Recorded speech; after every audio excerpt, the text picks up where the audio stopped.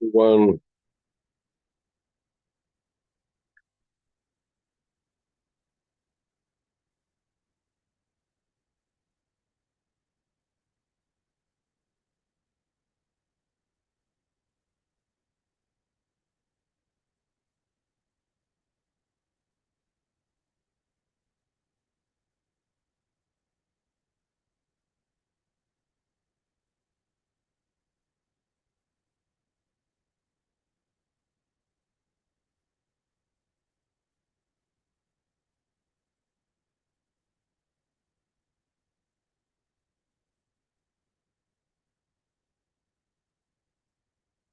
hey Art.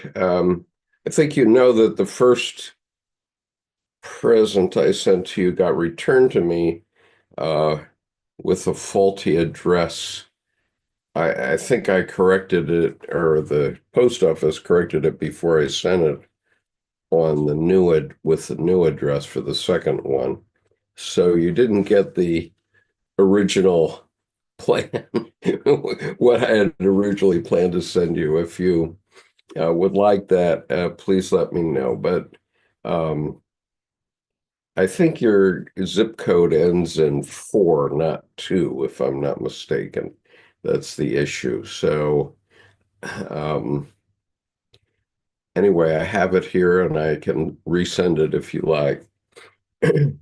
And otherwise, I'll pass it on to someone else, I guess. Okay, good morning, everyone. Today we're going to talk about the posthuman. Uh, and as we talk about AI, obviously we are all thinking about the posthuman today. But this is the posthuman that was identified by Jung, because Jung was took himself out of the rational world and into the irrational world. That's what the Red Book says to us. And and so the point is that we all have to understand both the rational and the irrational. And I hope everybody can hear me all right. If you are having trouble, if you do hear me, please say so. Otherwise, I'll assume that you can't. Anyway, I think Art can hear me all right. Anyway, okay. So today we are working with uh, again Jung's Red Book for Our Time, Searching for Soul Under Postmodern Conditions, edited by Murray Stein and Thomas Arst. Um, we are about to begin the last essay in this volume. We've been reading volume 1 for quite a number of months. And so if you um, are into owning these books, which I highly recommend, they're very valuable, then it would be time to go to chironpublications.com and and order volume 2 of the book. You can get it in hardbound or softbound, I believe. And also, I noticed that Chiron is publishing the new the new play by Murray Stein and Henry Abramovich, which is called Eranos. It's the follow-on play to the play I uh, was in Helena, Montana in 2022. That play, which is called uh, the Analyst and the Rabbi, uh, is available in full on this YouTube channel if you look for it, The Analyst and the Rabbi. And it's a 1 hour, 1 act play. I think you will learn a lot if you watch it. Um, so, and in that play, I played Carl Jung, and I had I had grown in my mustache for the occasion, so you sometimes see that when I go uh, with my video off.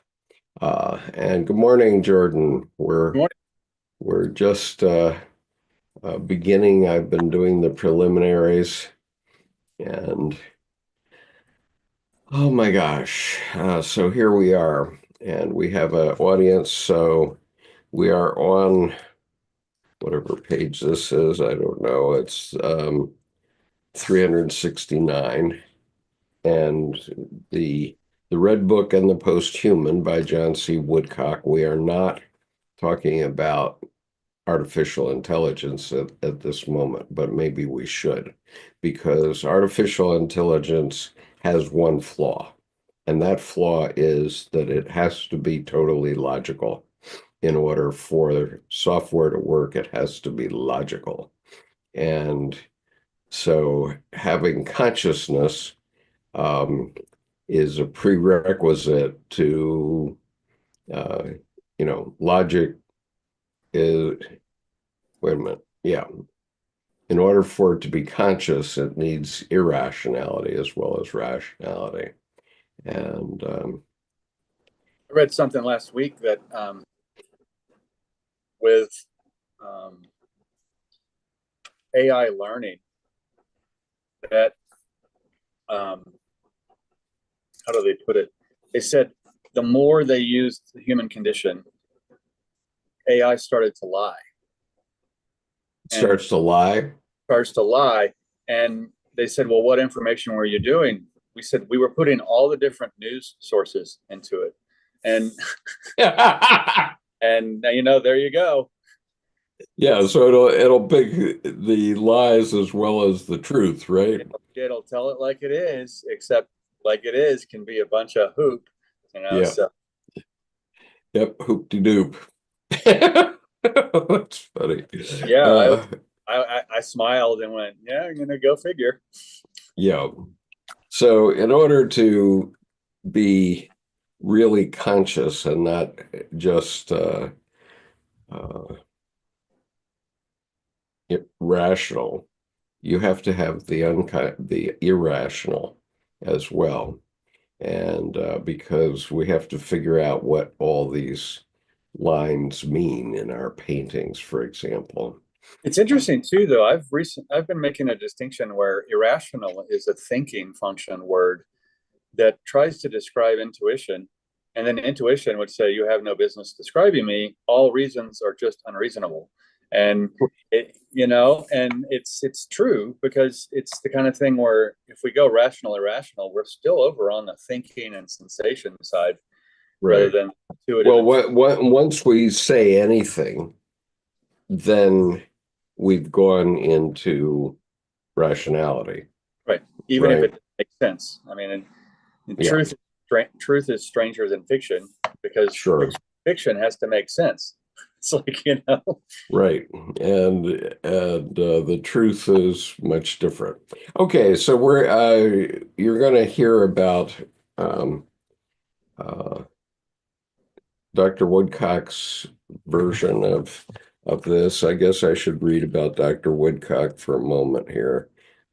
He is, uh, let's see, I think he's an Australian, if I'm not mistaken. Okay, so he's a PhD in education, and a 1999 PhD in consciousness studies from the Union Institute and University in Cincinnati. 1983 MA and major in counseling psychology, the University of Northridge, California. John is author of 15 books written in a variety of styles as he attempts to describe and, more importantly, show a kind of art form to speak into existence a new structure of consciousness that appears to be arising as a response by the psyche to our present chaos. John traveled to the U.S.A. in 1979, where he lived for the next 24 years. He now lives with his wife in Sydney after returning to Australia in 2003. He continues to work as a Jungian psychotherapist and focuses on his research into the question, parent variously formulated, close parent, that has guided his life and work for over 20 years. How can the unknown future be spoken into actuality from within the chaos of our times? Major publications: The Peril in Thinking, Oblivion of Being, and The Coming Guest, and The New Art Form. Okay, interesting. We have interviewed Dr. Woodcock, and so if you put his name into uh, the search bar on this YouTube channel, you can find John C. Woodcock and you can find his interview. Okay, so The Red Book and the Posthuman by John C. Woodcock. And then there's a preface. I want to set to work, but you must build the furnace. Throw the old, the broken, the worn out, the unused, and the ruined into the melting pot so that it will be renewed for fresh use. That's a quote from C.G. Jung. Okay. So Jung and Nietzsche each made the great discovery of a reality that overcomes the opposites. Nietzsche, the linguistic scholar and philosopher, referred to this reality as self-presentational language, while Jung, the psychotherapist, names it as the objective psyche. Both agree that this reality is alive with its own intentionality. For the purposes of this essay, I will call it living language. The discoveries of both pioneers inaugurated a blossoming of cultural practices founded on incomplete interpretations of the telos of this living language, which articulate the emergence of a variety of possible worlds. Among them, the worlds of artificial intelligence, virtual reality, biotechnology, nanotechnology, etc. This essay attempts to describe a cultural practice that could emerge from a more complete understanding of the telos of the psyche, or living language, a practice that can articulate and manifest the possible world of the posthuman. Emergence of the posthuman. Slavoj Žižek takes us on an startling tour of the city garbage dump while talking about the psychology of our ecological crisis today. Quote, part of our daily perception of reality is that this garbage disappears from our world. You know it's there. But at a certain level of your most elementary experience, it disappears from your world. I think about a certain obvious paradox. This is, I think, a nice example of what in psychoanalysis we call disavowal. I know very well, but I act as if I don't know. I know very well that there may be a global warming, etc., but after reading a treatise on it, what do? I step out. I see not the mountains of garbage that I see now behind me. I see nice birds singing and so on. And even if I know rationally that catastrophe is a danger, I simply do not believe that this world can be destroyed. Unquote. Okay, Jordan. I think the whole definition of telos, the ultimate goal or aim, is what he's driving into, where, global warming or not, doing anything about it or not, or nothing to do because it doesn't exist or not. It factors into each of our individual telos. What's our ultimate aim, our ultimate goal or aim? And Right. I think with that, the simple piece of cognitive dissonance, when someone gets duped, they're the person who's impossible to convince otherwise. Yeah. because of the unspoken embarrassment of, oh, I did that and I was manipulated and that was untrue. And so what happens is that, a sense of, seven deadly sin kind of pride Yeah. rather than being proud of being wrong. Because I personally, I love it when I'm proven wrong because then I'm learning something. Whereas I know a lot of people get angry when they get proven wrong because Yeah. their moorings are being ripped from them. But this whole, throw out the old, the broken, the worn out, the unused, and the ruined into the melting pot so it can be renewed. Every time I find I need a change of heart or a change of mind, someone tells me something, I'm open to, I actually get a little excited because it's a little bit like a kid with a new toy because now I get to explore differently.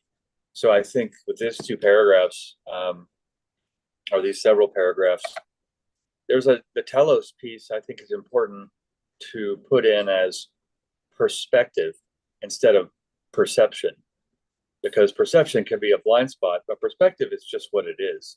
And so, back to, AI learning from the news, well, it's a lie.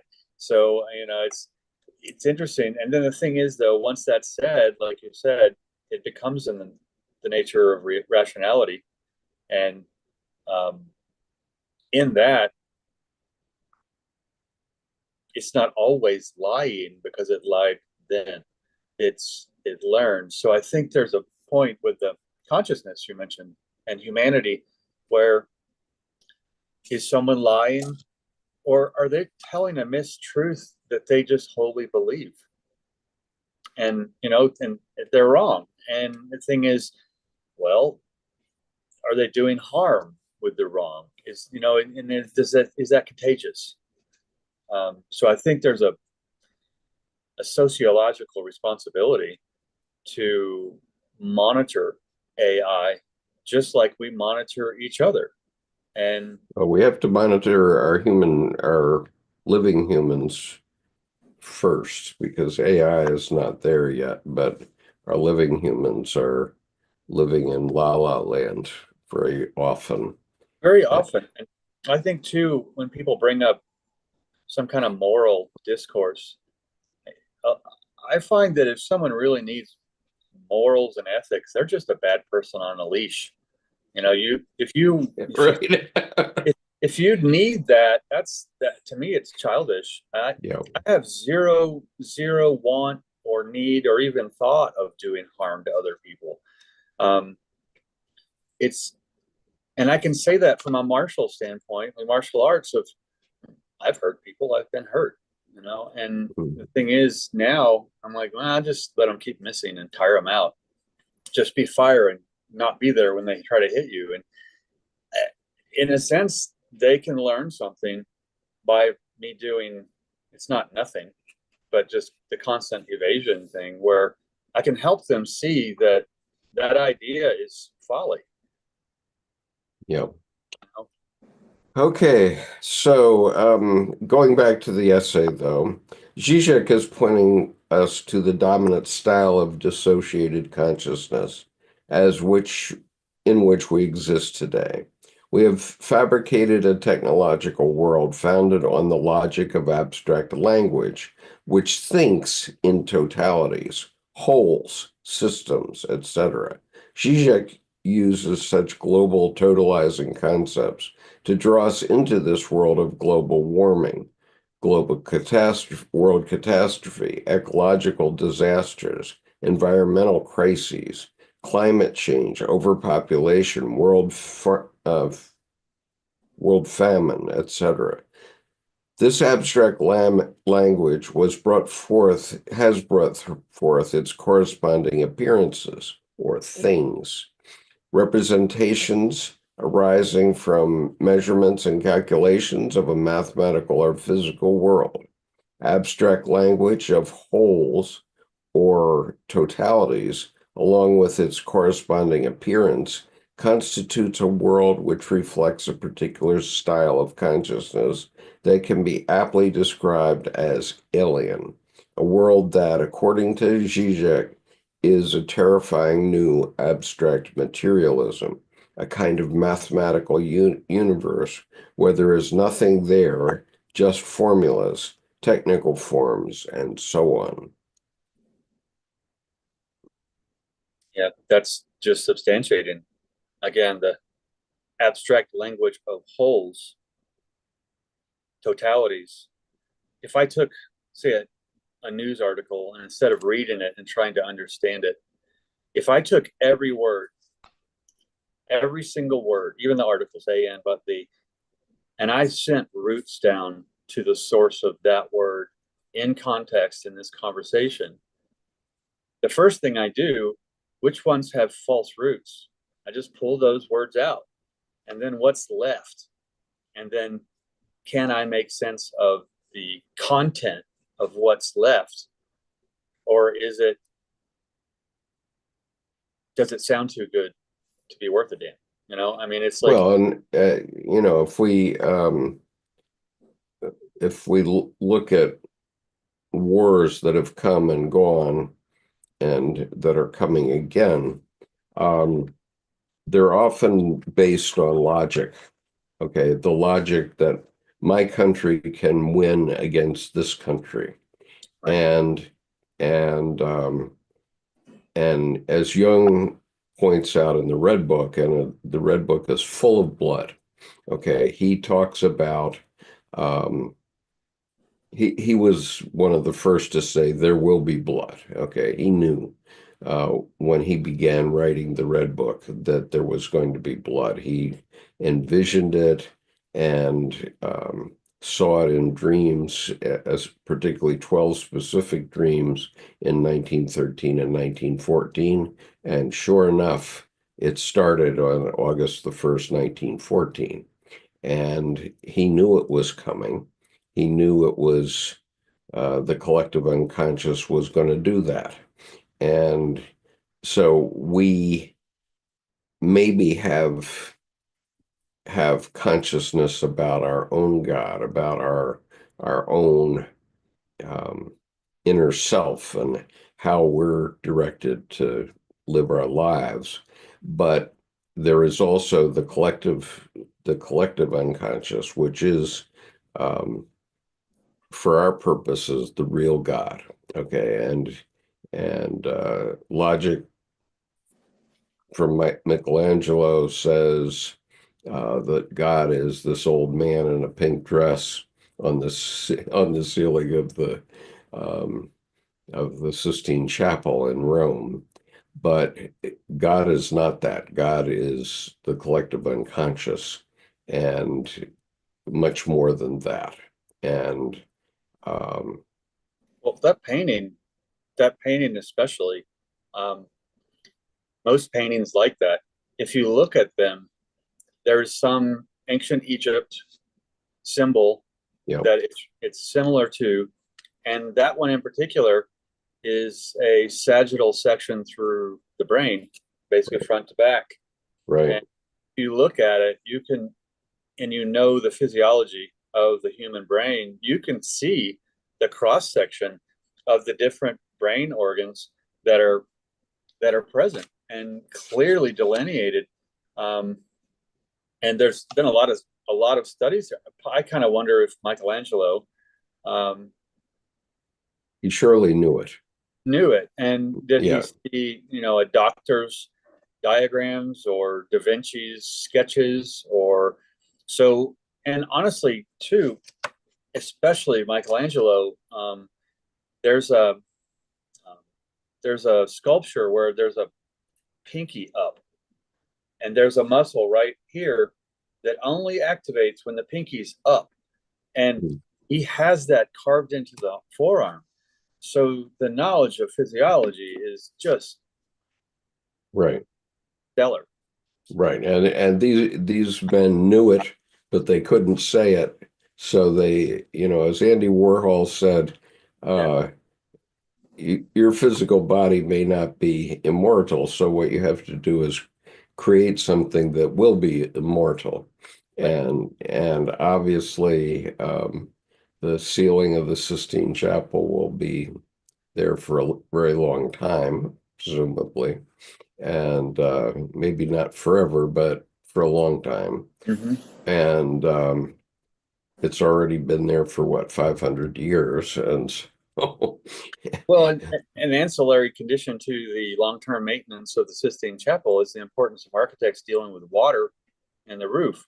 yeah, So you don't have leaks.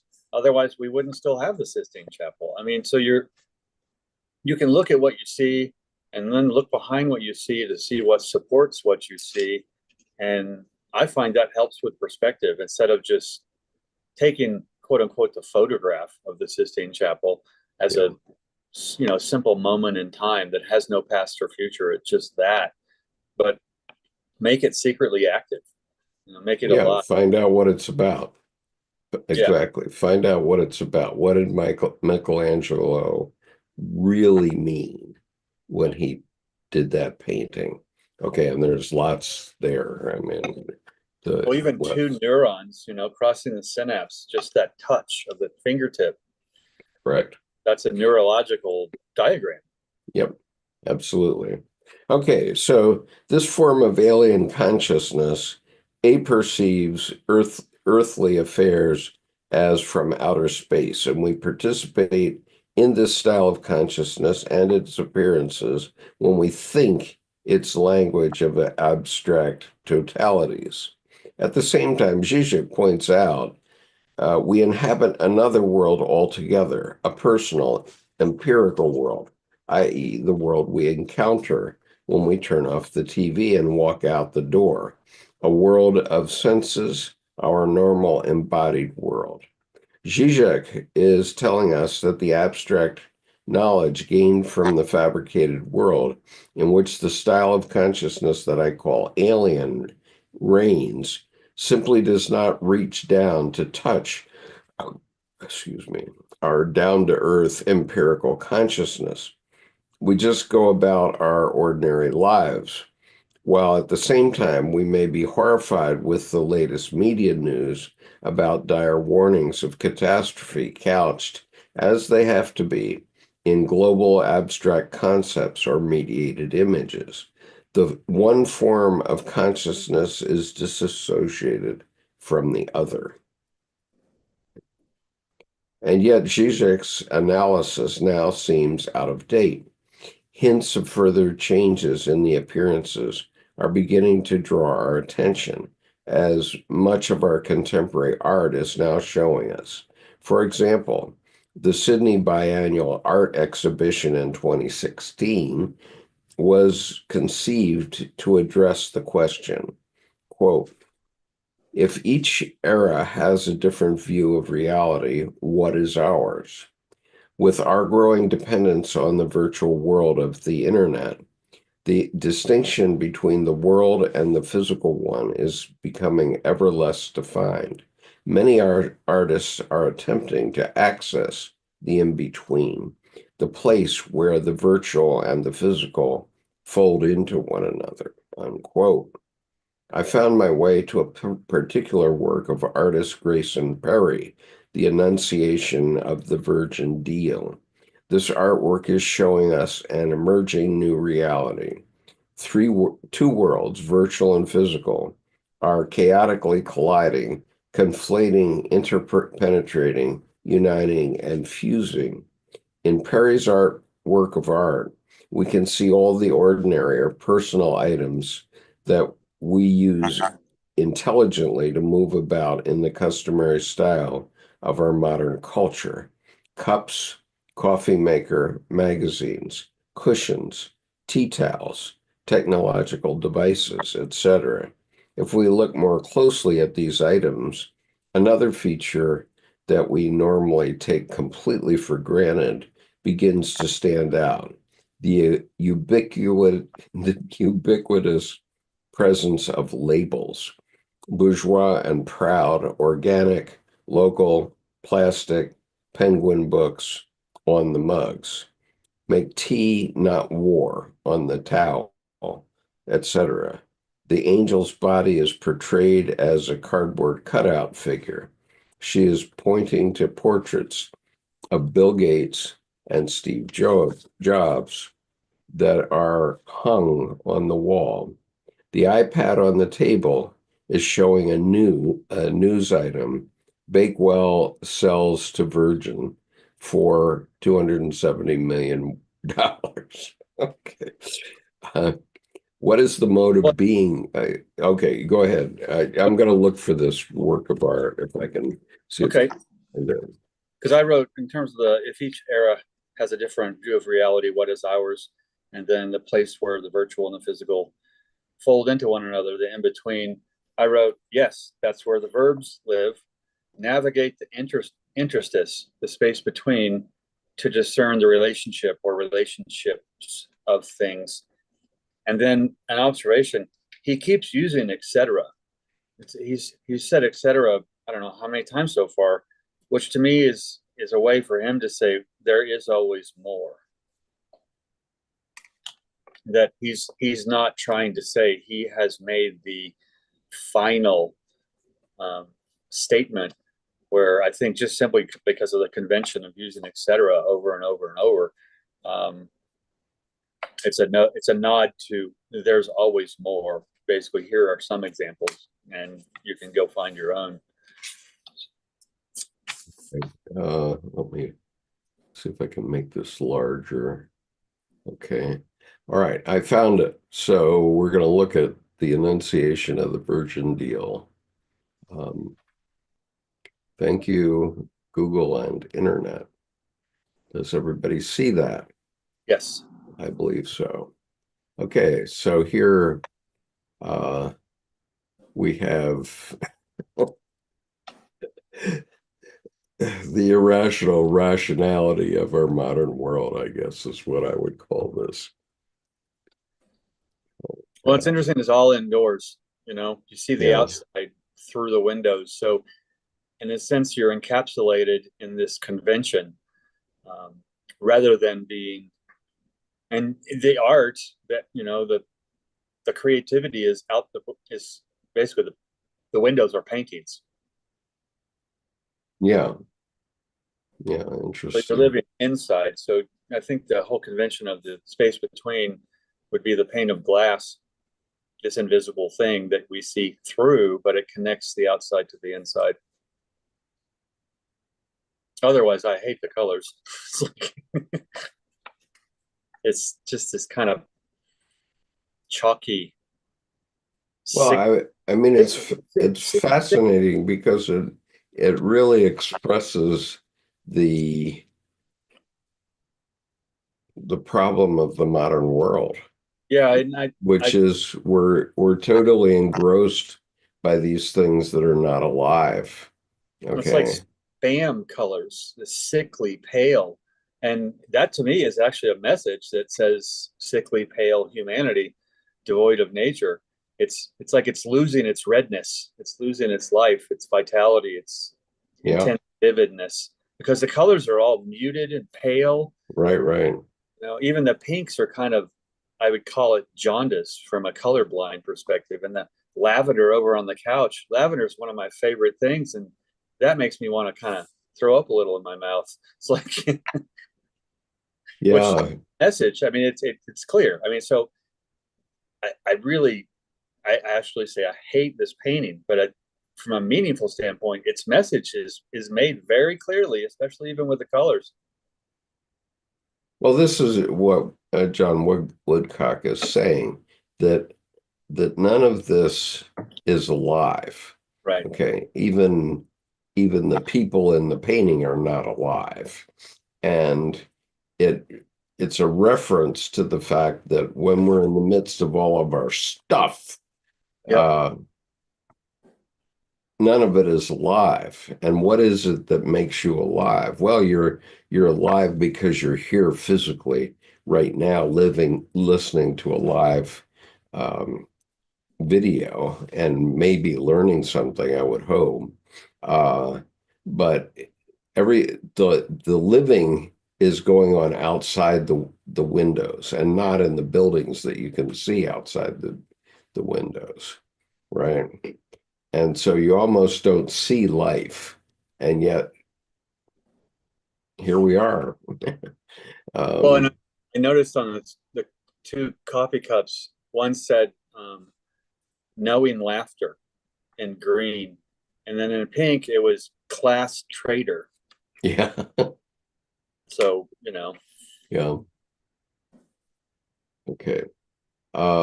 and it's funny, coffee cups tell you a lot about a person. I mean, it's yeah. because we find these things that are usually irreverent and funny, but they're true to us. Mhm. Right. And interestingly, the coffee cup I love is the Great Seal of Hamilton College on which is actually carved into my coffee cup. And the seal of the college uh, shows a, a boy, an ingenue, who's had uh, like a hood over his head, and there's an angel lifting the hood off of his head, um, and and he has a book in front of him, and the book says "Lux et Veritas," light and truth. Um, Well, even the and one I have today, I mean, yeah, right, Homeland Security fighting terrorism since 1492, and it right, has Chapo and Geronimo and um, Perico and Chihuahua. I mean, Indian chiefs. So I mean, it's native. So I mean, and yeah, those the two both. I mean that seal has a native language to you, just like this does to me. I mean, yeah.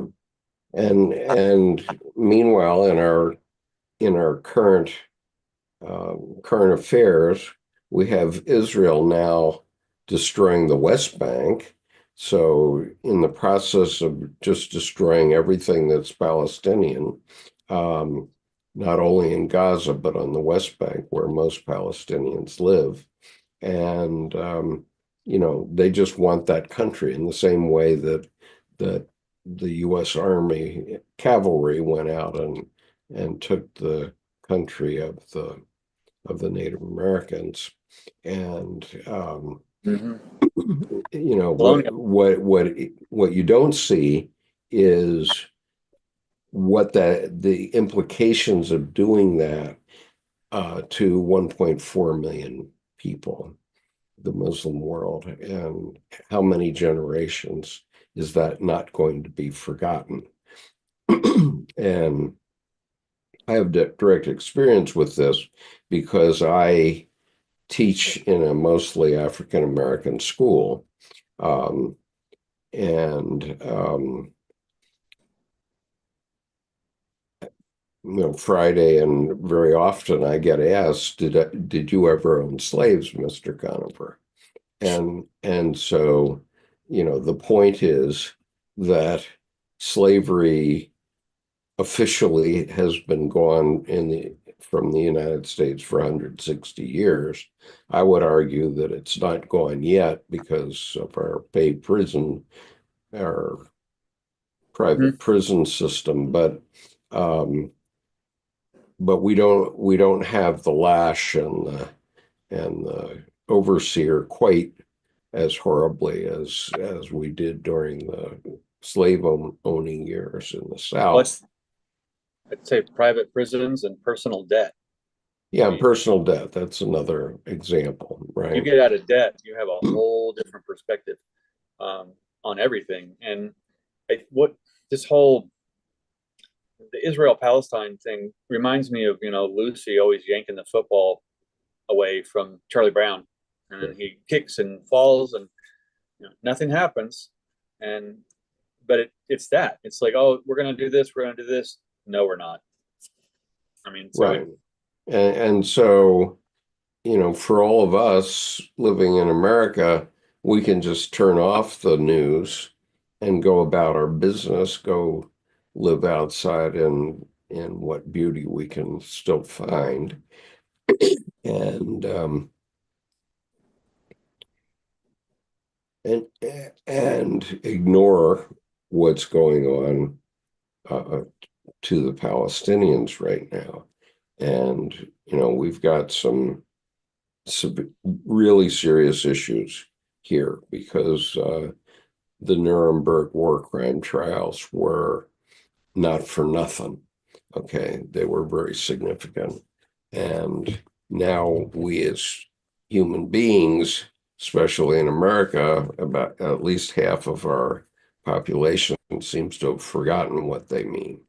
And Well, that's, and a lot of people think, they say, I'm with Ukraine, as if Ukraine is some underdog. And the reality is there was an agreement for NATO not to have any eastward movement mhm, past, into Ukraine around there. 1989, 1991, 2021, 2022, that treaty was breached, and trying to the three Slavic states and then the other countries around that area were encroached into. And so there's a whole piece of who's responsible. Well, we are. And the yeah, reality, and but everyone, never mind NATO. NATO doesn't exist anymore. But these these Western countries, maybe without the United States, are going to defend their own interests now, right.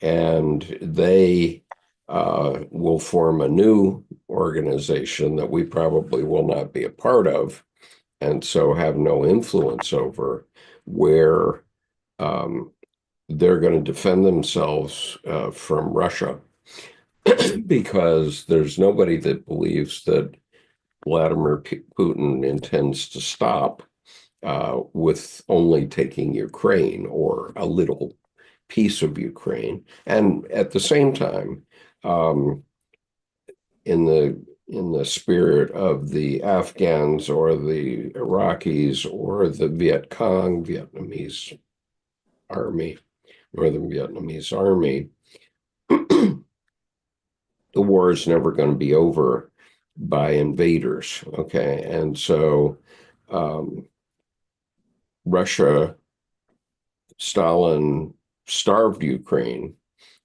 before World War II, especially, and probably through World War II, to the point of forcing the people down to cannibalism.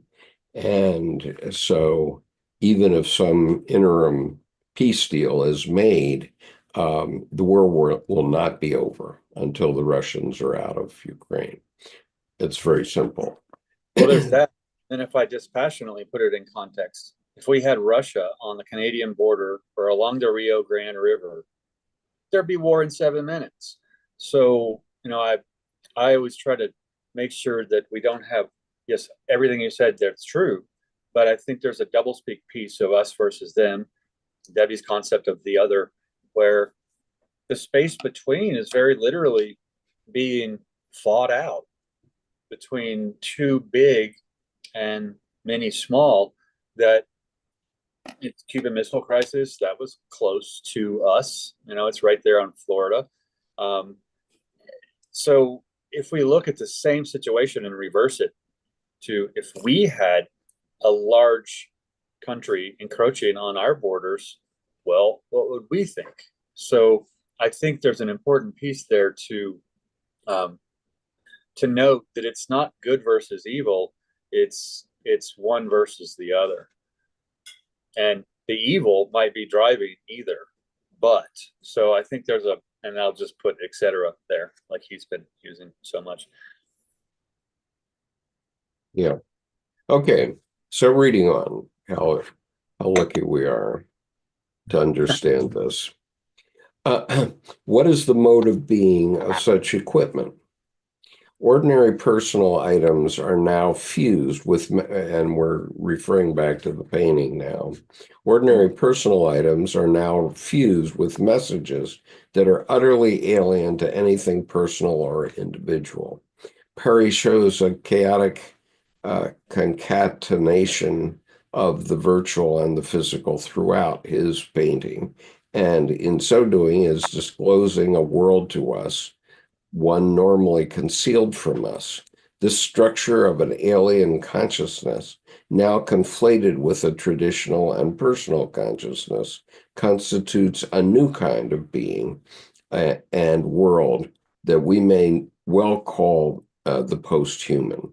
And as I said, contemporary art is showing us this world. Okay, so it's Woodcock's position that the Perry painting is showing us this world in which, many of our fellow human beings live in the gaming world or what have you, where they're not taking part in the actual physical life of the world anymore. As I long saw. as, pardon, Go ahead. I was it, gonna say, I saw a it, it, comedian. Go ahead. Go ahead. Finish. That's it works. It works well as long as mommy is bringing dinner every night and keeping a roof over one's head. But my students who are middle school students are having to come to the realization, which is a traditional realization from middle school, that you're going to have to live your own life. You're going to have to take responsibility for your own life, physical life, real life. real life. And I saw a comedian um, recently, and some guy heckled something, and she said, "Well, you're at least over 21 to be in here. I know that. How old are you?" And he said, "I'm 40." And she turns to her wife, his wife, and, "Does he play video games?" She said, "Oh yes, a lot." And asked him, "How much?" "Oh, 6 hours a day." She said, "You do know Napoleon had taken over about half the world by 37, you know? So it's like telling him he's doing nothing Yeah. worthwhile. Um, so I think um, the whole gaming culture is it's an interesting thing because there's this fantasy thing, and I'm not going to shame it because I don't like it, but I'm not the one who gets to decide, what someone else does. Well, But it's it my put it in perspective. position. It's my position that we need the gaming culture. We need to jam it to the kids because that's the only way they're going to be able to learn. But then wean them away from it. Okay, because I'll give you an example. We have a system for reading and math in my county called iReady, and in both English class and math class, one day a week they have to spend the entire class working with this computer program.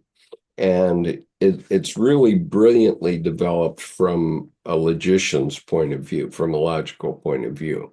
Because if you do well, the thing moves you up into more difficult realms. But the problem with it is it's like taking a test. And so one day out of five in every English and math class, our students are asked to take a 1 hour test, which they detest. Okay. And what we need are video games that challenge them and teach them at the same time, but not like a test. And SRA, that old SRA set with the different colors up through maroon or whatever that were teaching you history, math, ethics, economics. Um, but iReady probably is probably more advanced. But I mean, even with video games, I think I would tend to agree with you that that's a way to get engagement. And my personal example was, I had the world record in Dig Dug video game when I was 11 for 6 weeks. And mhm. I got 6 different T-shirts because I held it and I kept beating it, and someone else kept beating it, and I take it back. But then after 6 weeks, I'm like, well, enough of this. But I laughed. I had an arcade paying me to play it to make it look easy, and then get creamed, and then everyone would, shove their quarters in there, and then they'd give me money to go to the food court, get pizza at lunch or something. I mean, but talk about weaning. You know, Yeah, I was a tool. I look right. back, I felt like on top of the world then, but I was just a tool for that arcade. But So what happens is that you get tired of it, whatever it is. I because it was mean, patterned, the same pattern you over know, and over and over. I mean, once you got them all, it's just going faster with the same motions. Yeah, I mean, one of my daughters was addicted to soap operas, and every day after school, she'd come home and watch soap operas, and we just let her watch them as much as she wanted. And gradually she lost interest in them. Yeah. And so anyway, Well, that's a really big time good example that lasts out over time. Because, for example, if you overscold a child, they don't change their behavior; they just hide it better. And then mhm, later in life, that causes them to have a hard time actually connecting with anything truthful.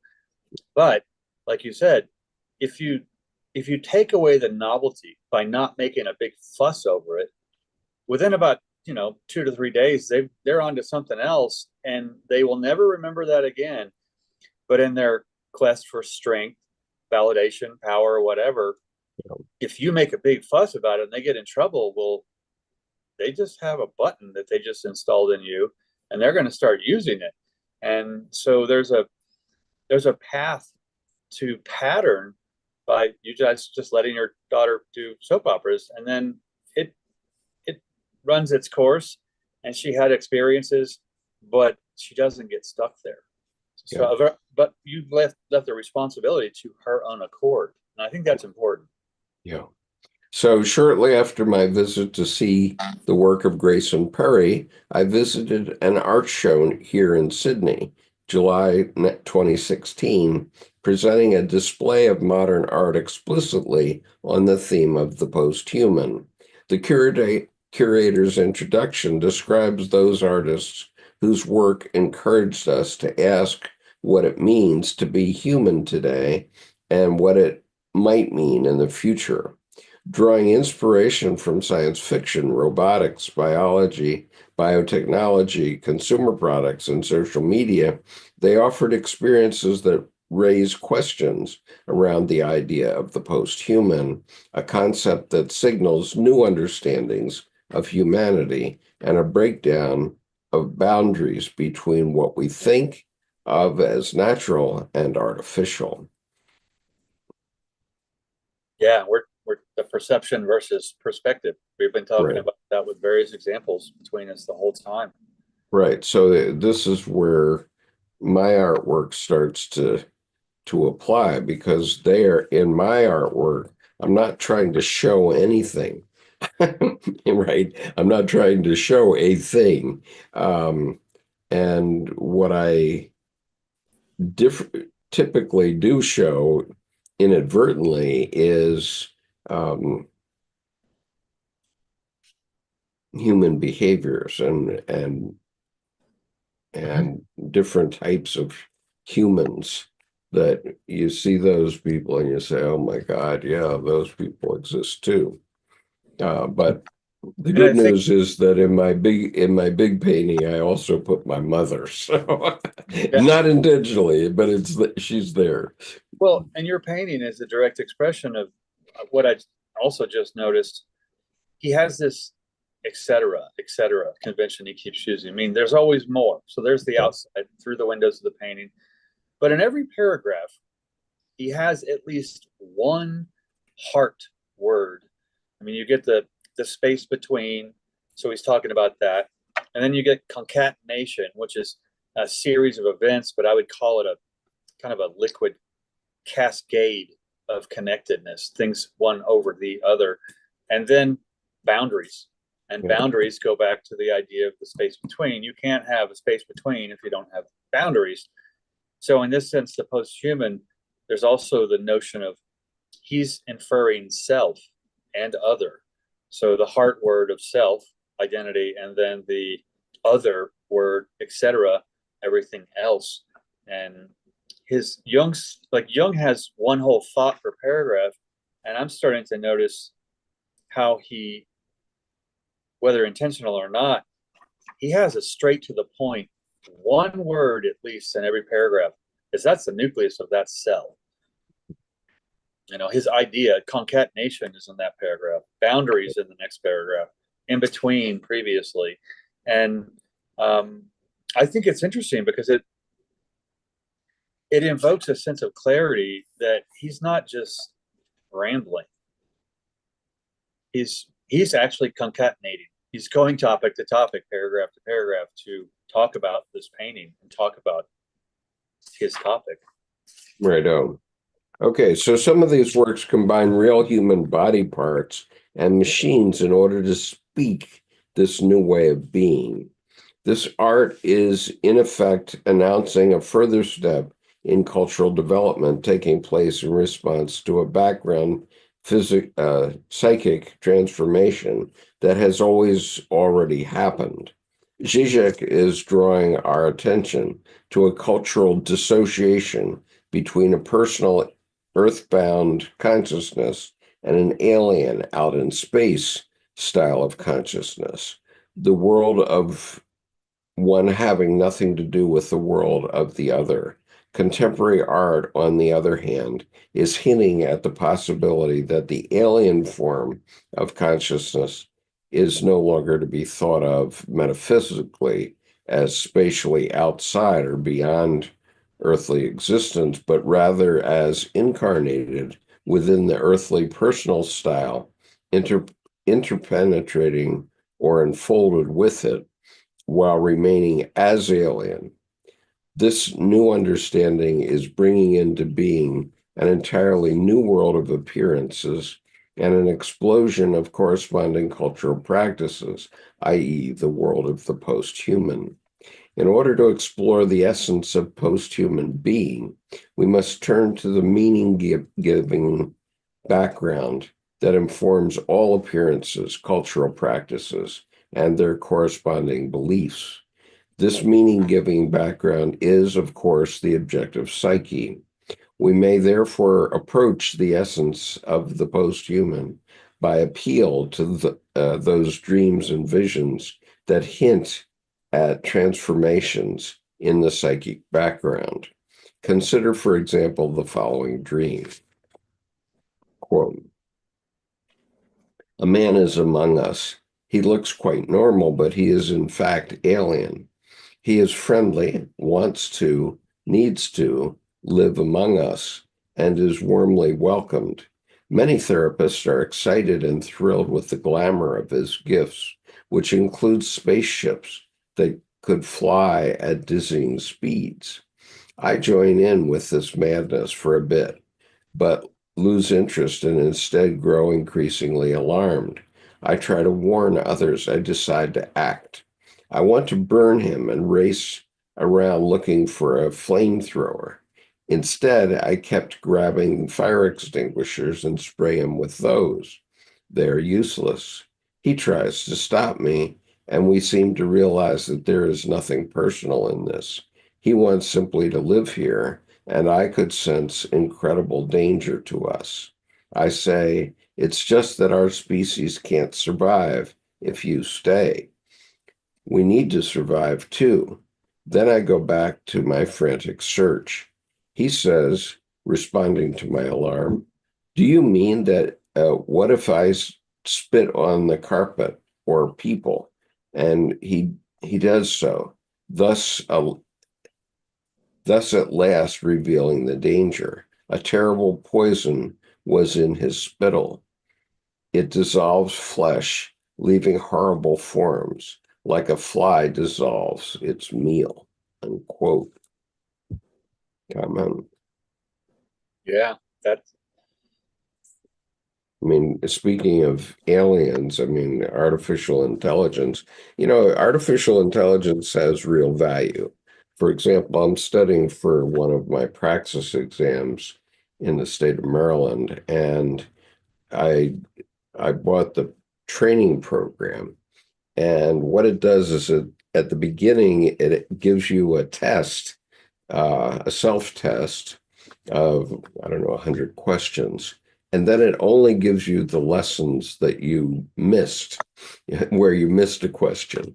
And it keeps feeding you the missed questions until it beats it into your head. Okay, so that's artificial intelligence that's figuring out what I need and feeding it up to me so that I can, in theory, learn it.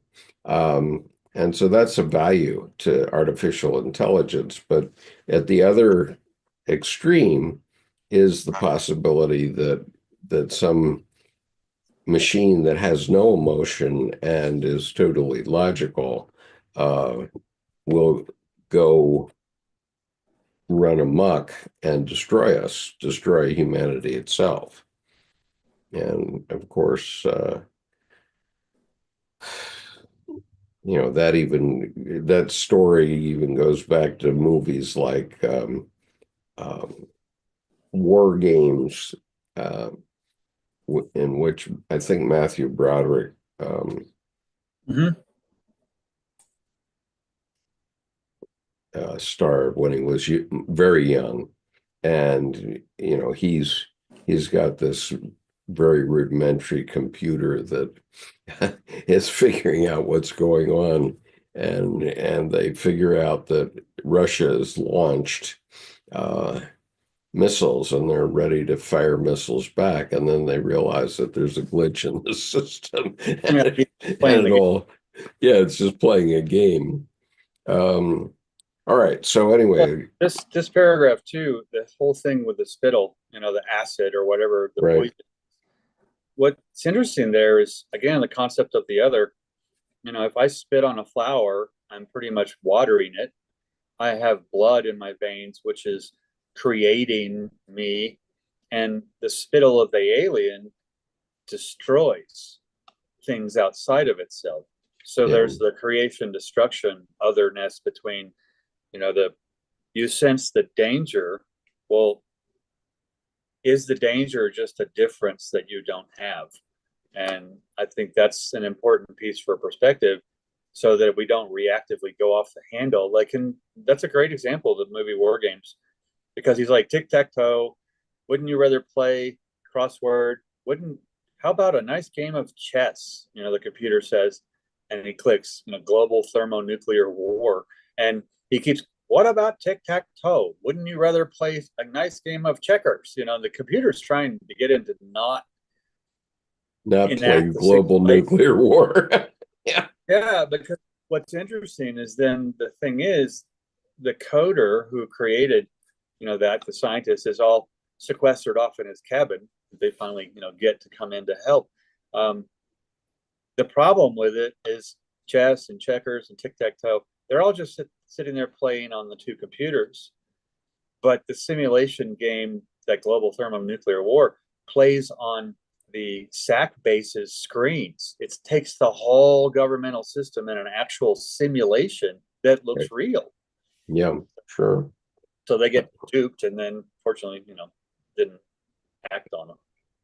Okay, so reading on, this dream, along with many others at the time, the 1990s, had an inceptive character, opening me up to new thinking and exposure to fresh appearances. It shows an alien who is at the same time human, whose spittle melts discrete concrete, earthly forms. The logic of this image informs Zizek's analysis as he tours through the city garbage dump, demonstrating how the alien language of globalization, totalization, systems thinking, etc., all abstractions, works on individual empirical things or forms. Our modern technological culture privileges abstract wholes over empirical things, so that within the technological world, individual empirical objects, including each of us, are logically downgraded. Individual empirical things collectively become garbage, um, quote, worthless or nonsensical matter, unquote, obsolete before they leave the factory. Everything replaceable, dispensable. Under conditions of cultural stability, reified pairs of opposites such as inner and outer, spirit, matter, mind, body, subject, object, truth, falsity, are preserved in the manner are preserved in the many cultural practices and institutions founded on them. The present upheavals and instability of cultural forms found on the reification of these pairs of opposites are a reflection of self-transformation in the psychic background, having always already occurred, as my dream suggests.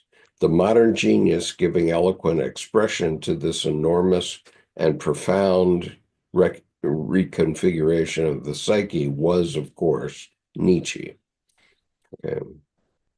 And Nietzsche, And one, the whole next section is Nietzsche's discovery of the alien, followed by Jung's discovery of the alien. But go ahead, yeah, I George. was saying Nietzsche, the person who could in one or two sentences speak six books. I mean, Jung had paragraphs that were thoughts, and Nietzsche had statements that were, well, go back to the word Books.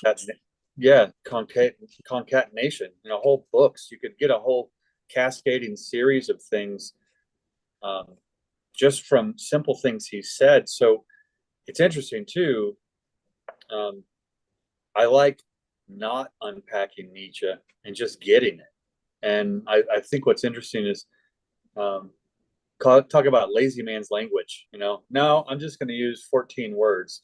But the thing is, to get those 14 words, he had plowed through probably who knows how much of everything, Yeah. Okay.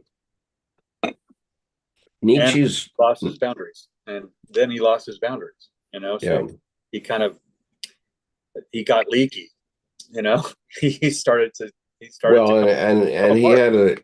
had a sister that wanted him to be crazy, Yeah, and yeah. and So yeah, and therefore kept him in an insane asylum for the last 10 years of his life. yeah. Uh, So I think that makes the case very clearly for be careful who rules you, be careful who you allow to rule you, because you're the only one. I mean, if you have a bunch of nonsense in society and you tell the truth, then you're the crazy one. I mean, so be careful about not making everything relative, because if you don't feel it, yeah. it's probably not good for you. Okay, so moving on. Nietzsche's discovery of the alien. I interpreted my dream in terms of it being a memory of a self-presentation of the psyche as reflected in living language in the throes of a transformational process. From this perspective, the alien is a form of language that is the logical foundation of our entire technological world, speaking as it does in abstract totalities and dissolving the individuality of linguistic entities, which then become merely parts of a whole that stands outside earthly existence, hence alien.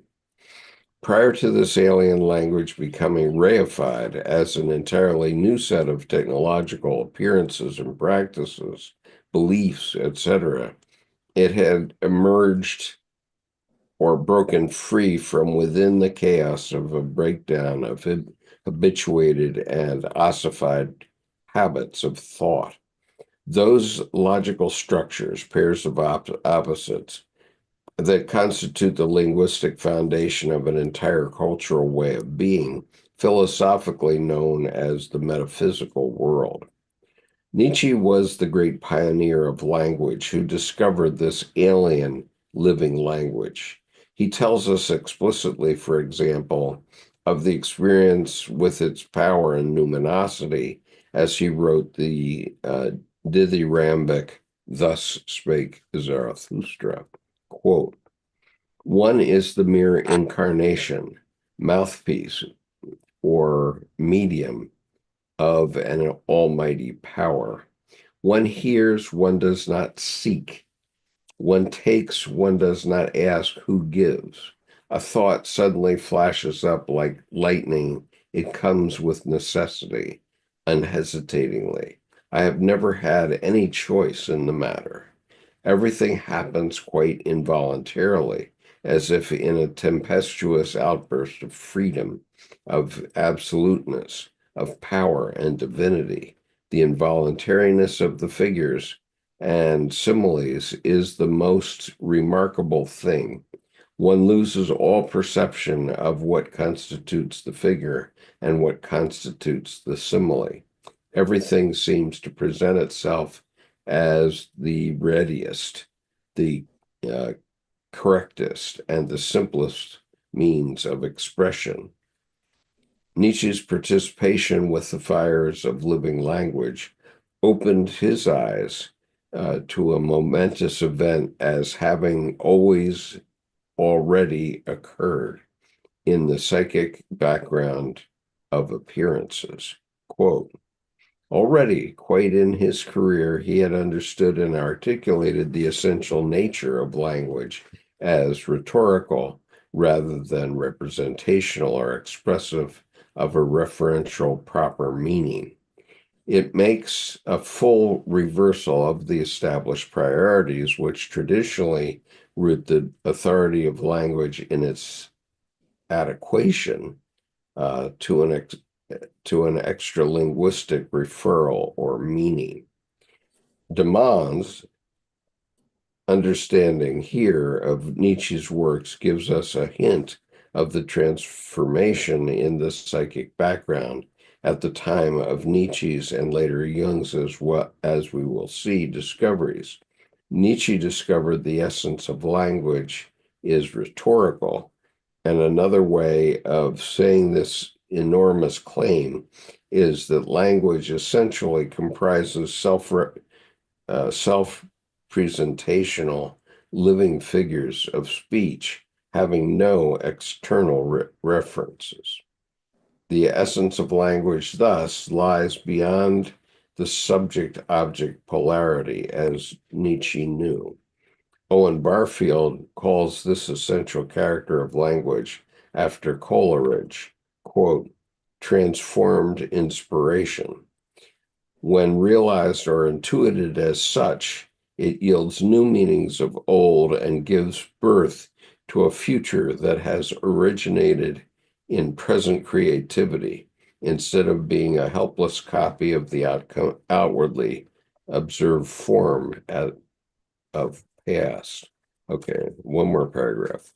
Nietzsche's astounding discovery announces the close of a stable reality, the metaphysical world, as founded on habitual pairs of opposites, such as inner, outer, spirit, matter, truth, falsity, etc.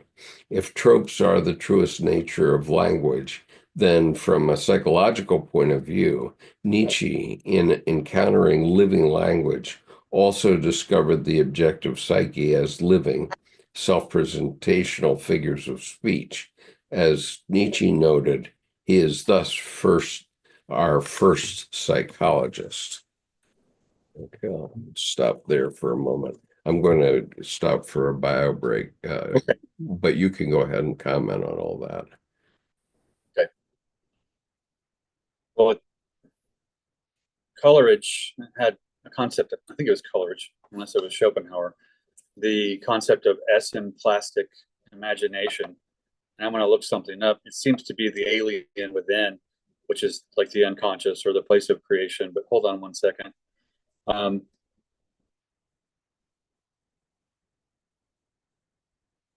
Yeah, Samuel Taylor Coleridge described the imagination's ability to unify different ideas and experiences into a whole. So that would be this concatenation idea that Woodcock is mentioning, and Nietzsche's alien, which is the other that he's bringing forth from self, as it would be, through the boundary, across the space between.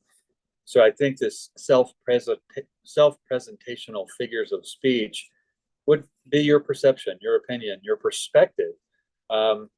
Self-presentational, meaning you're not presenting on behalf of something else, it's coming straight from you, that represents you. So in a sense, not speaking and other, there would be the self speaking. So, and to get rid of all that abstraction, just you simply speak. And so what happens is then naturally, when you speak, that's yours. So is it true, false, misleading? nourishing, creative, destructive. What verb can you put on your way of being? I think that would self-presentationally, i.e., just be you speaking the concept of the nucleus of your navigation, how you move. So I think this psychological point of view, as he says, encountering living language, that reminds me of Hebrew. The capital W, the word. First there was the word.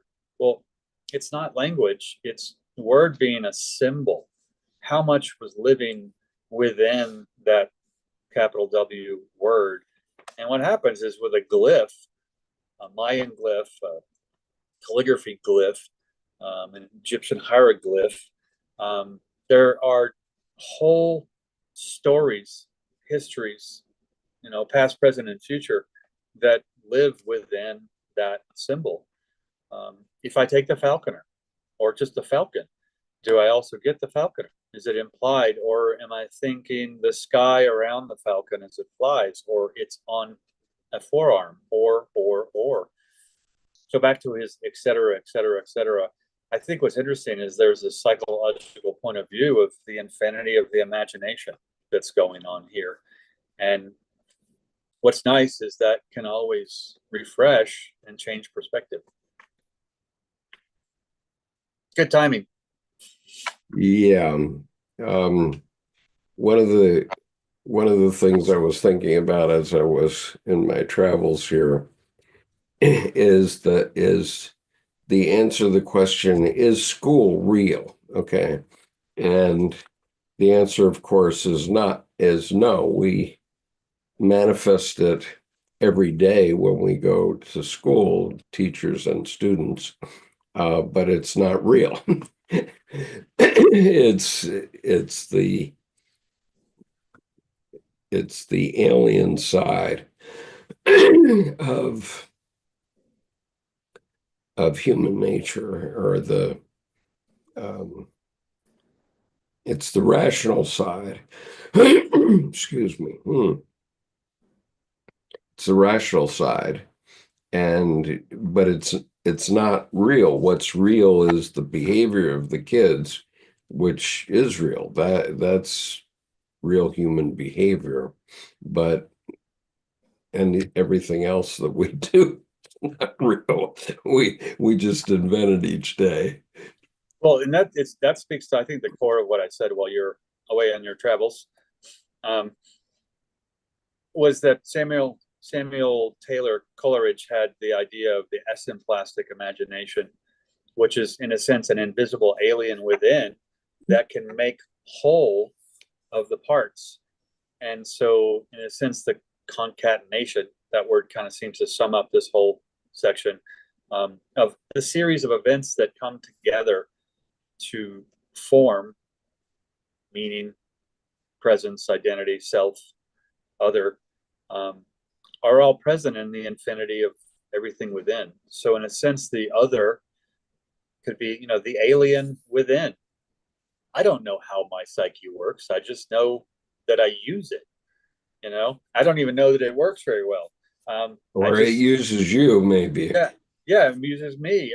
I don't believe everything I think, certainly, but I laugh that, nature is not just the weather, and maybe it also is. And so it's interesting. I know what's working, but I don't necessarily know how. I can't start and stop it. It reminds me of a 3-year-old and a 4-year-old, two little brothers, and I can't remember. I think it was in a movie, and the 3-year-old just suddenly becomes conscious, and he looks at his brother and he starts crying. He goes, "What's wrong?" He goes, "My mind. I can't stop it." He goes, "Oh, get used to that." Right.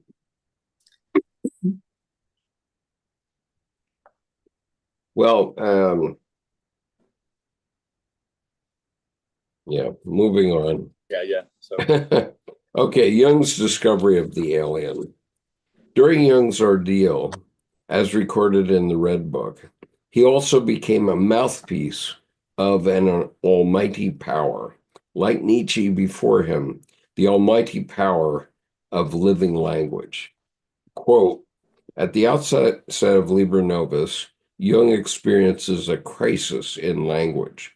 The spirit of the depths, who immediately challenges Jung's use of language along with the spirit of the times, informs Jung that on the terrain of his soul, his achieved language will no longer serve. His own powers of knowing and speaking can no longer account for why he utters what he says or under what compulsion he speaks. Could you go on, Jordan, because my voice is... Yeah. Jung describes his ordeal in terms of fire and storms, explicitly comparing his experiences with those of Nietzsche and Hölderlin. In quotes, one thunderstorm followed another. My enduring these storms was a question of brute strength. Others have been shattered by them, Nietzsche and Hölderlin and many others. I was so frequently wrought up.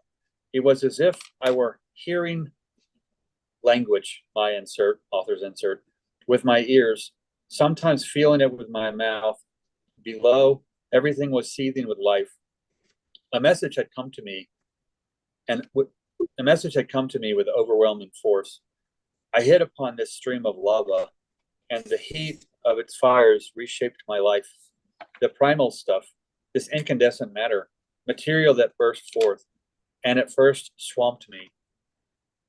This small sample of Jung's ordeal, along with the translator's understanding as quoted above, shows that from start to finish, Jung's ordeal comprised a breakdown in achieved, in quotes, language, traditional or habituated forms of language that stabilized the real appearances of the world, as also happened to Nietzsche.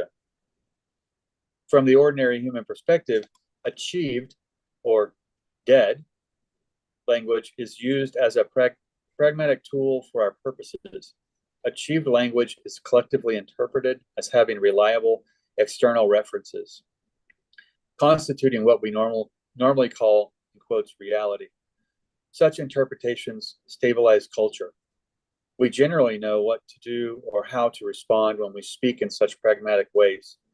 But when the psyche undergoes a transformation, interpretations of language as referential or having external meaning simply collapse, and living language, i.e., inceptive language that, in quotes, speaks in self-presentational figures of speech, breaks free and through. Actually, one more paragraph. This living language has an alien, in quotes, character, at times frighteningly so, as a fury of destructive spiritual power is released, bringing to an end all reified and habituated forms of achieved language. Jung, like Nietzsche before him, participated in the collapse of traditional linguistic structures, parenthetically achieved language, and plunged into the fiery chaos that follows. In so doing, he made the momentous discovery of living language, the inceptive language that can renew and transform the, in quotes, wasteland.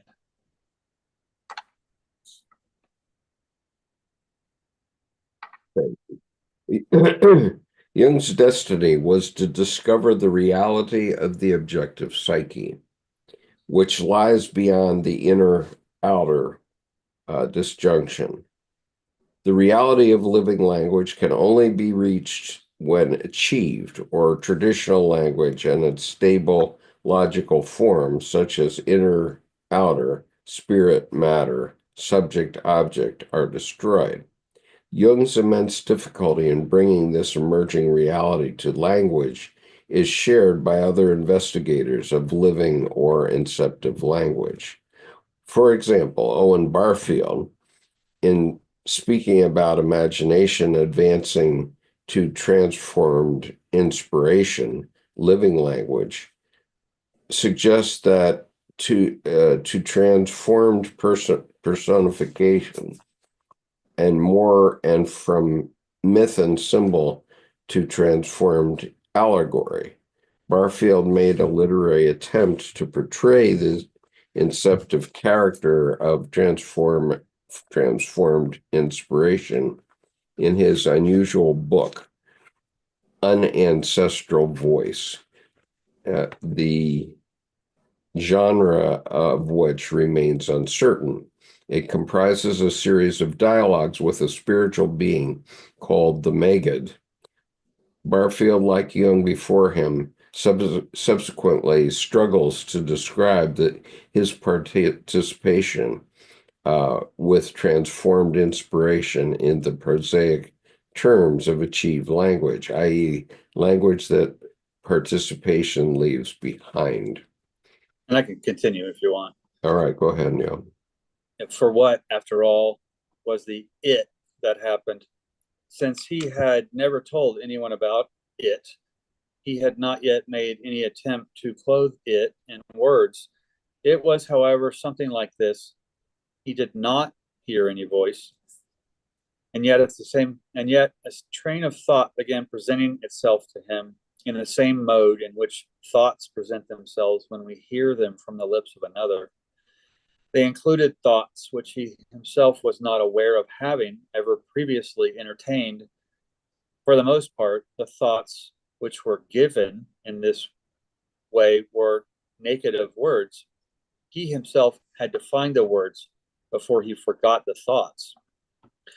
We may also turn to Heidegger and his enigmatic book, Contributions to Philosophy, of which it is said, there is less consensus about this book than about nearly any other 20th century philosophical text. Is it Heidegger's major work or metaphysical Dadaism? An earth-shaking achievement or laughable gibberish? As an account of the essential, in quotes, essential happening of being, the text resembles a treatise. As an investigation of the roots of concepts, it resembles history of philosophy. As an analysis of a crisis, it resembles cultural critique. As an invocation of a moment of decision, it resembles prophecy. As a self-conscious deployment of language, it resembles poetry. This new thinking is marked by its attention to the hidden and possible as such, by its distrust of all efforts to represent, author's italics, the inceptive event, and by its ambition to participate in the event, not simply to observe it. The Red Book, Contributions to Philosophy, Thus Spake Zarathustra, and Unancestral Voice have the literary power to draw us into at least a vicarious experience of the reality of living language, an inceptive language that is alien to achieved or traditional language forms. Jung says that at the time of the Red Book, he felt the gulf between the external world and the interior world of images in its most painful form. He could not find a way of bringing to language what he had in fact experienced. He could not say the coming into being of an entirely new world of appearances, which, in quotes, go beyond the traditional pairs of opposites and yet remain as empirical. Nor could Heidegger, according to Polt, nor could Barfield. It's a task that lay in the future, maybe now, in our post-human time.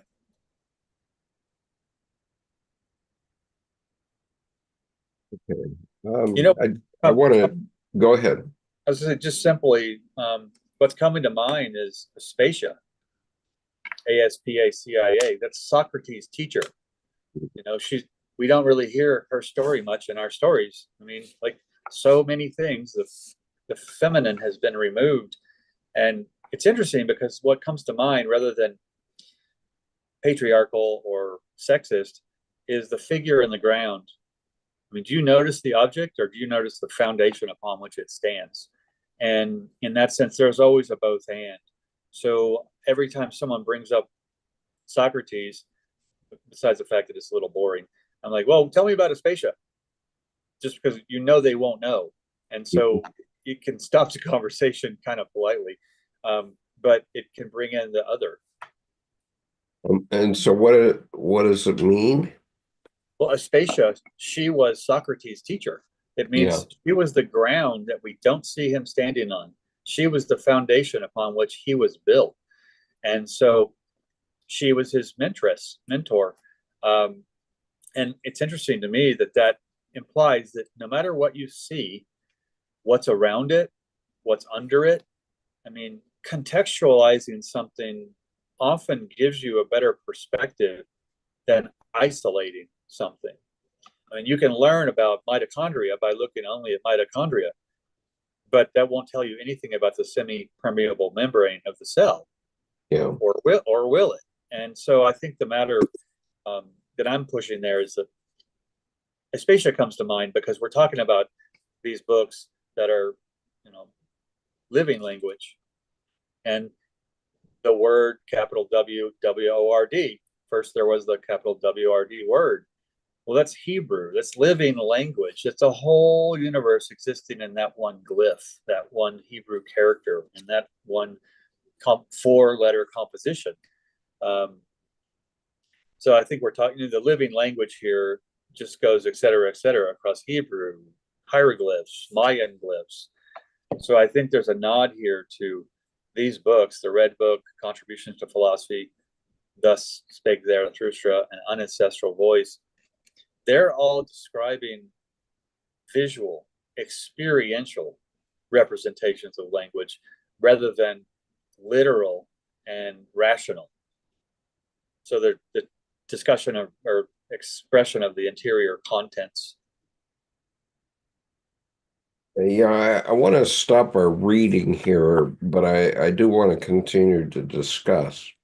What came to my mind, or what comes to my mind, is you can look at the object of my school or its foundation, and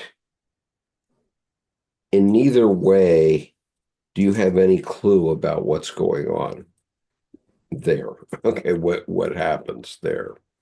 Um, and we created anew each day, and even when we try to describe what happens, we can't do it because what what we're really doing is alchemy. Okay, and people don't necessarily follow. If you say alchemy, they think you're a wacko, right? But the truth is that we're in the transformation business. We're in the business of helping children come from, especially in my middle school where I teach, and we have a high school as well. Um,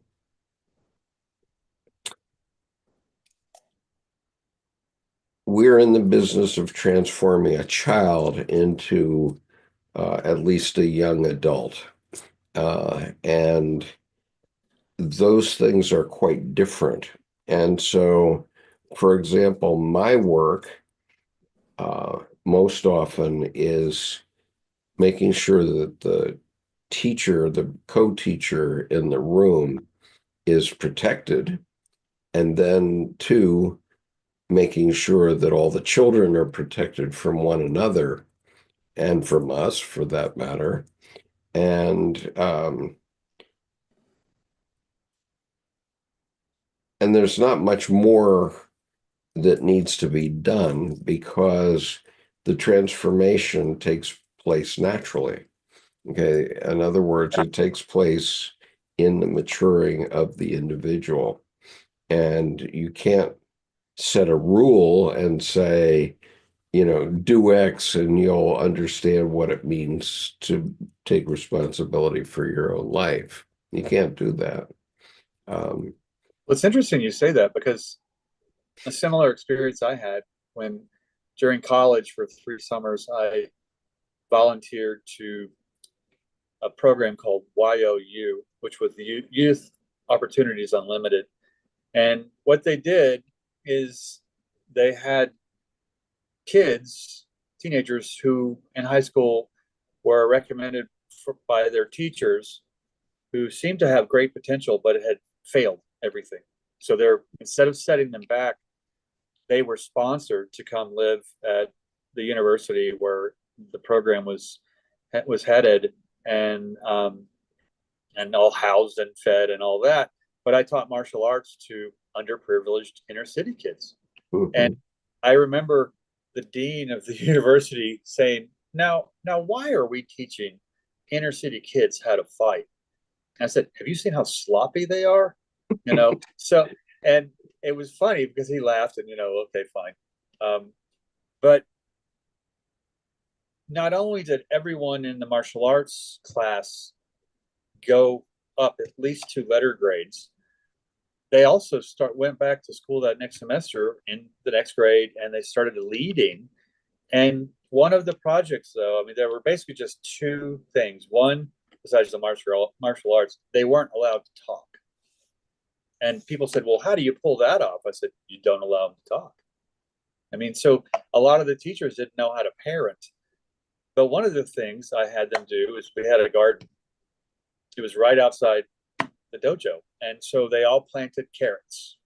And one day we went out, they were ready. I pulled one out, I brushed it off, and I took a bite.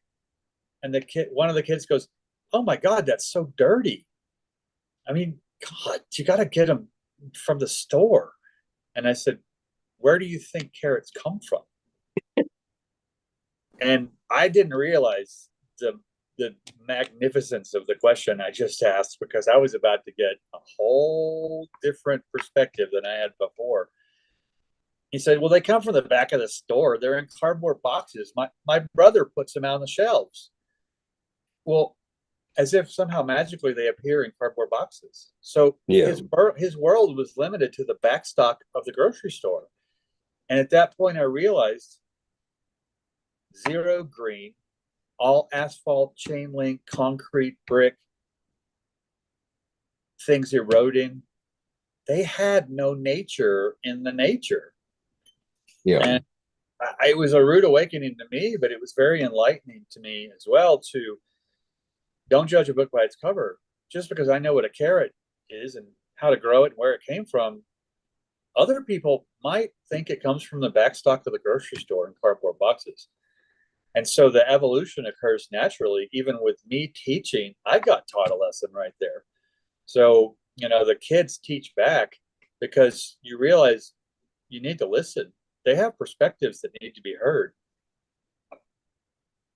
Yeah. And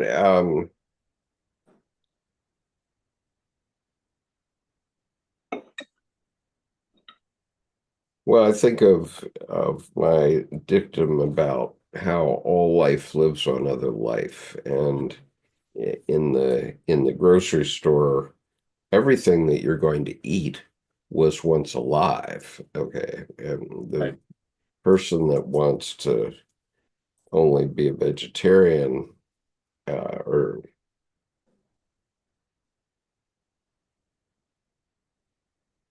who doesn't want to be a vegetarian because he's heard a tomato scream, everything screams at some level, and yet everything is meant to be. Okay. In other words, I had a colleague on Valentine's Day. It was very nice. A colleague gave me a rose. And she, mind you, she gave a rose to every member of the faculty. So it wasn't, she wasn't trying to be a interlocutor with Deb or anything like that, but if that's what the word is. But anyway, this rose was quite wilted because, I'm a man, so I'm sure that the lovely roses that she had, the best ones, she gave to all of our female faculty members, which is about 90%, right? There are very few men. And one of our male colleagues just resigned on Friday, just said, I've had enough, I'm leaving. But I was enchanted because I brought this wilted rose home, and it was, literally drooping over its own stem. And I put it, or my wife kindly put it in a vase, and so here it is. And this is actually that rose 8 days later. Okay. Nice.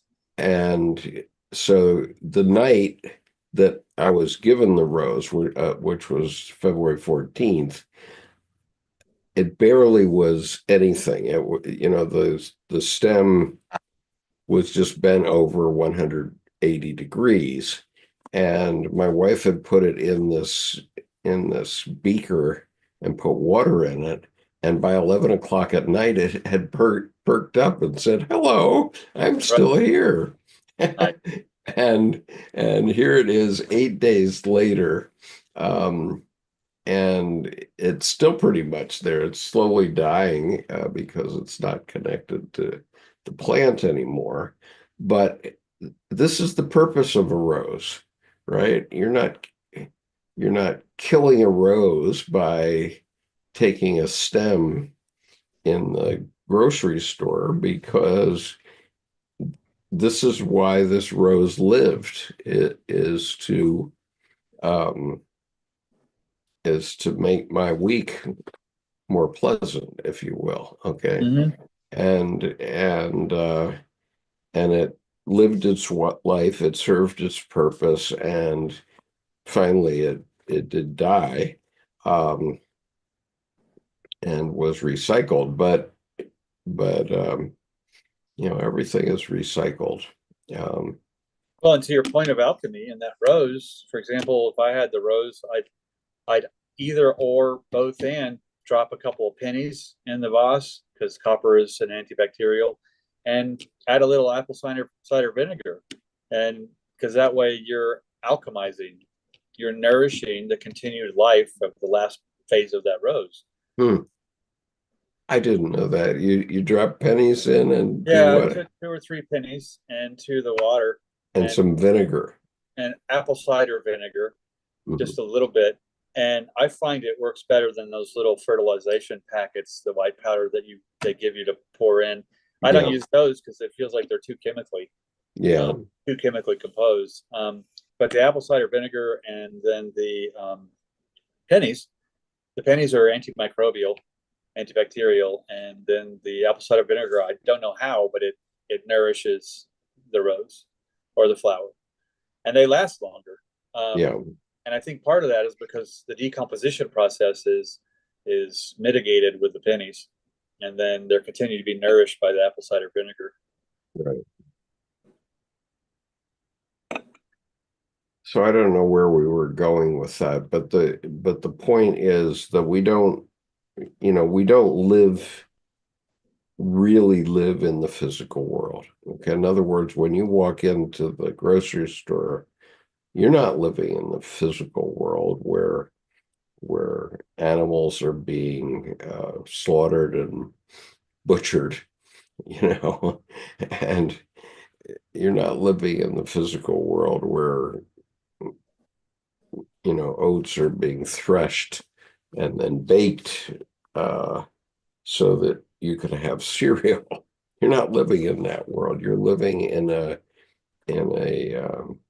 attenuated world that is one of imagination, where you can have the imagination that it just comes from the grocery store in boxes.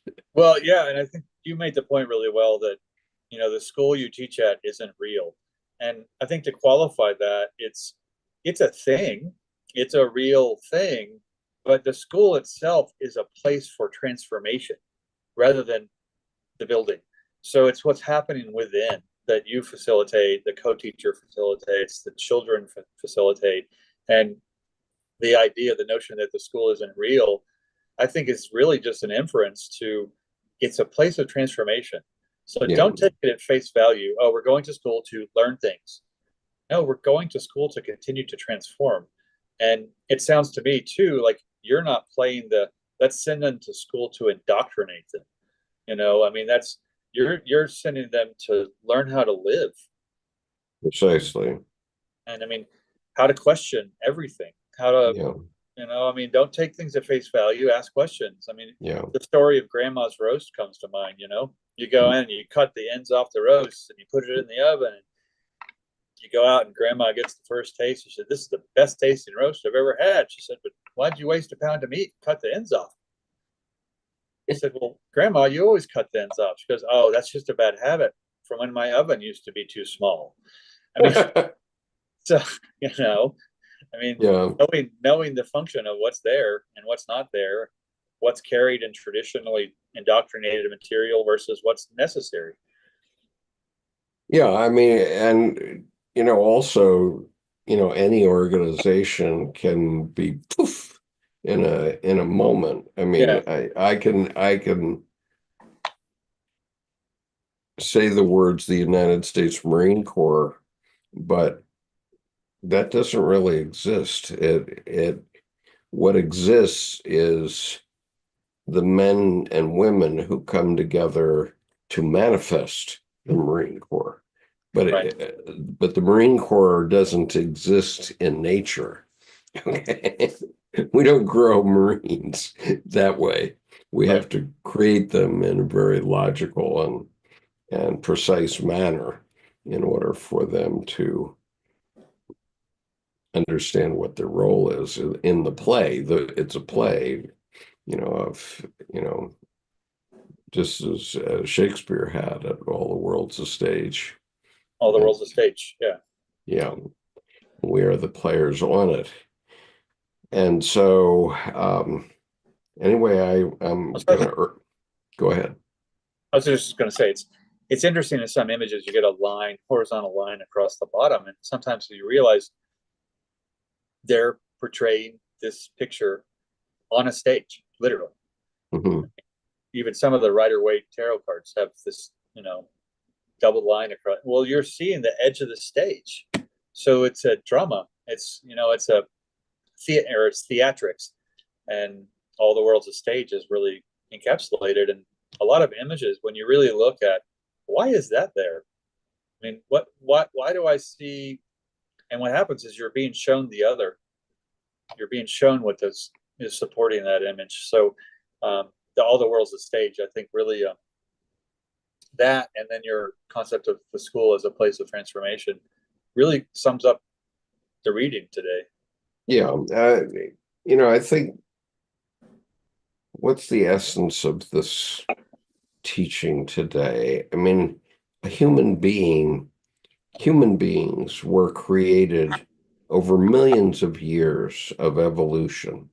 Um, and we know because we're mammals that we're related to whales, for example, who spend their entire lives in the ocean, but they breathe just as we do the air. They don't breathe the water, and they have two eyes and basically a nose and a mouth, very much as we do, and they have um, a digestive system and so on. And so that's what makes us human.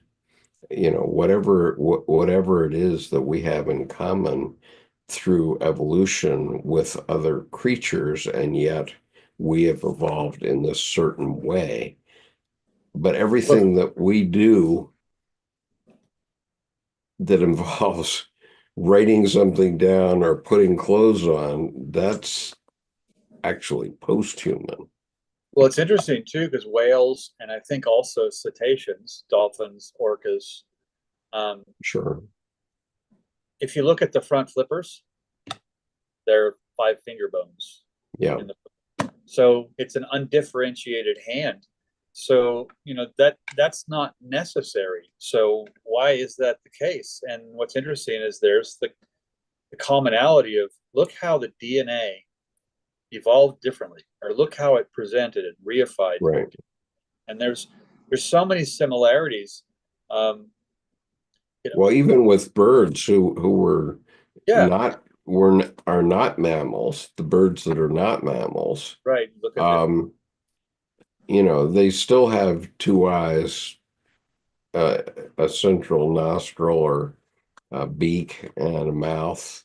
And if you look at an eagle flying, the wings are like hands, actually.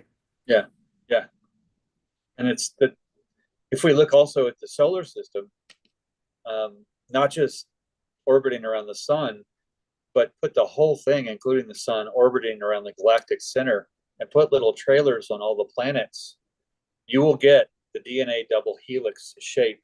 So at that scale, the planetary motions actually are a different presentation of our structure and just the structure of their motions.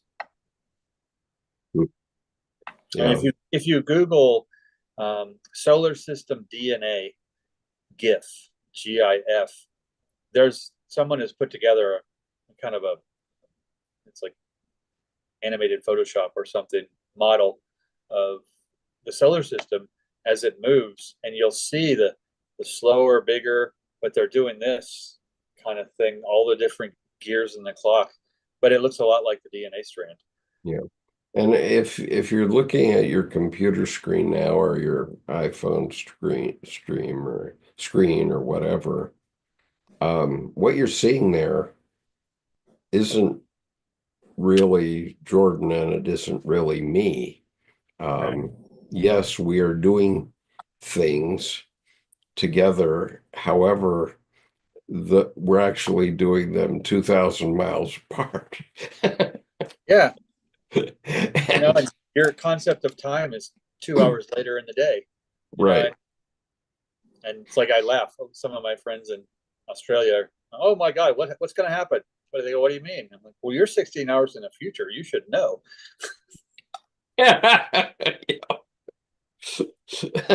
Something like that. Something like that. Yeah. So, I mean, Yeah.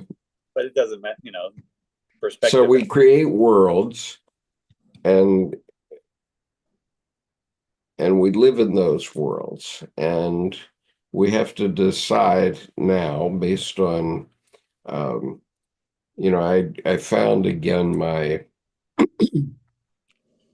quote from Jung about the eternal moment and how it's only now that counts. It's also a Buddhist concept now, because all of our ancestors and all the things that they have done up to today are expressed through this symbol, which is the human body, that now that we can transmit across time and space. But um,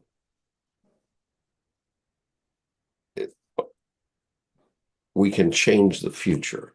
The point is that the only thing that matters up till now is what we are, Mm-hmm. or what any creature is, let's say. But the future, we are the magician. We sit at a point in time and we can magically change the future vis-a-vis our families, vis-a-vis our communities, vis-a-vis our countries, vis-a-vis the future of humanity. We can change it. We are the magicians who We can are. do that. Even in the last week, I've learned, I mean, I've always known my heritage is primarily Norwegian, Yeah. but I always said I'm somewhat of a mutt because, I'm more brown haired featured. So brown eyes. So I always thought that was Moorish, somehow North Africa or somewhere around there, the adventures Right. of the travel south.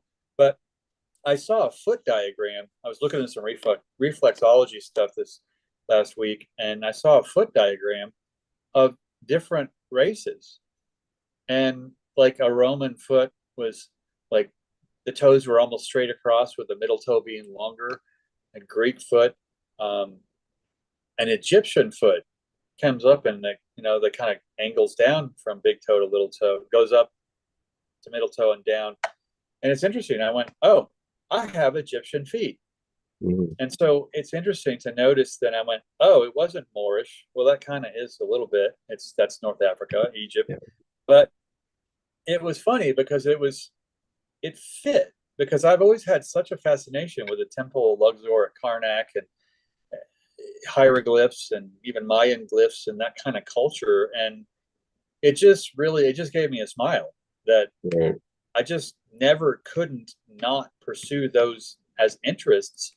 And I had no idea where they came from, but I Yeah. just had kind of a natural predilection to that interests me. And so we can always re-magify, be it Yeah. a, And what's interesting to me is that this very idea also came to me directly from my unconscious without passing my conscious mind back in a painting that I did last year. And I'm going to share it with you. Some of you have probably seen it, but this is a painting I call The Magician.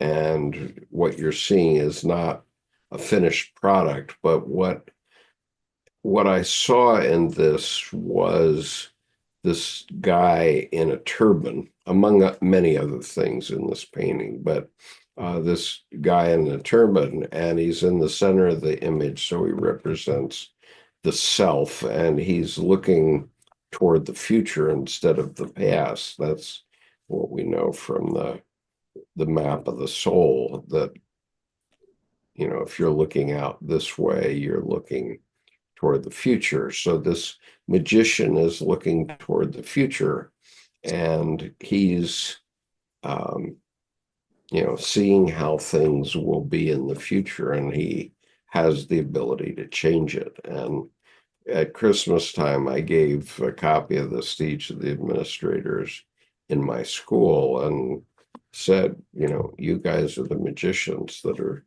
changing the future through your work every day. well, and that Right. brings up a great point about gesture reading images, which way are they facing?